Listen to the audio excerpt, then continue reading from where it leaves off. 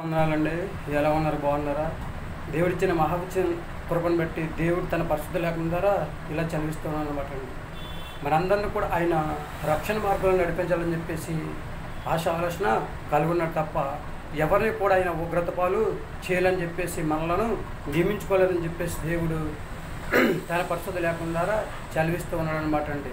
అందుకే నమ్మి బాప్తిజం తీసుకున్న వారు రక్షించబడతారని చెప్పేసి దేవుడు తన పరిశుద్ధ లేఖనం ద్వారా చదివిస్తూ ఉన్నాడు అనమాట అండి. ఎవరైతే దేవుని మీద నమ్మిక కలిగి జీవిస్తూ ఉంటారో వాళ్ళందరినీ కూడా దేవుడు దీవిస్తూ ఉంటాడు, ఆశీర్వదిస్తూ ఉంటాడు, అభివృద్ధి చేస్తూ ఉంటాడు అనమాట అండి.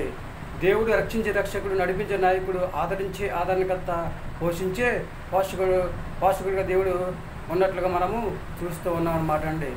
మనందరిని కూడా దేవుడు రక్షణ మార్గంలో నడిపించి చక్కగా ఆయన రాజ్య వారసులుగా జీవించే యోగ్యతను ఇవ్వాలని చెప్పేసి దేవుడు ఆలోచన కలిగి ఉన్నాడు తప్ప ఎవరిని కూడా ఆయన ఉగ్రత పాలు చేయాలని చెప్పేసి ఆలోచన కలిగి లేడనమాట అండి.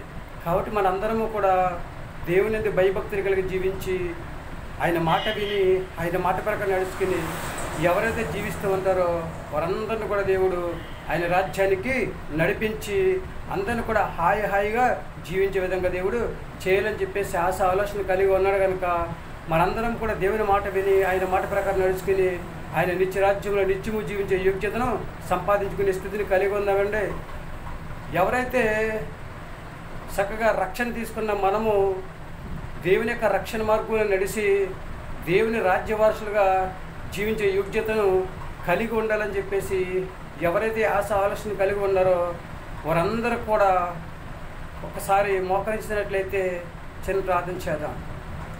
మహాపరిషుని పరలోకపు తండ్రి, నీ ఘనమైన పదం లెక్కలేని స్తుతిస్తున్న ప్రభా, బిడ్డలందరినీ కూడా దీవించండి, ఆశీర్వదించండి ప్రభా. మమ్మల్ని అందరినీ ప్రభా రక్షణ మార్గంలో నడిపించాలని దండిస్తుంది ప్రభా.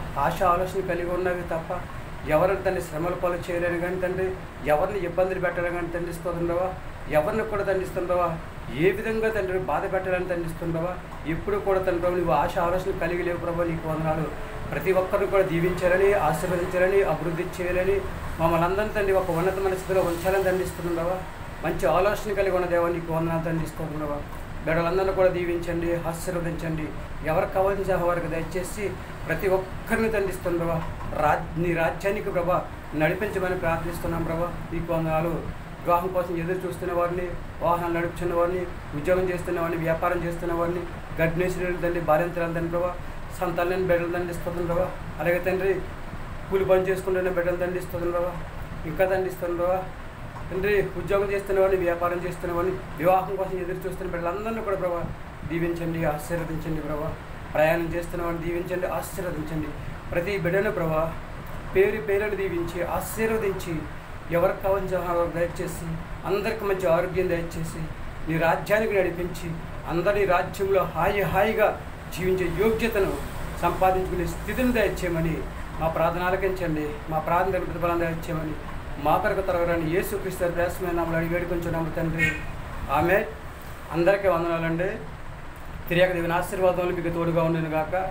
దేవుడు మిమ్మల్ని దీవించి ఆశీర్వదించిన గాక. మనందరం కూడా దేవుడి పిల్లలం కనుక చక్కగా ఆయన రక్షణ మార్గంలో నడుద్దాం.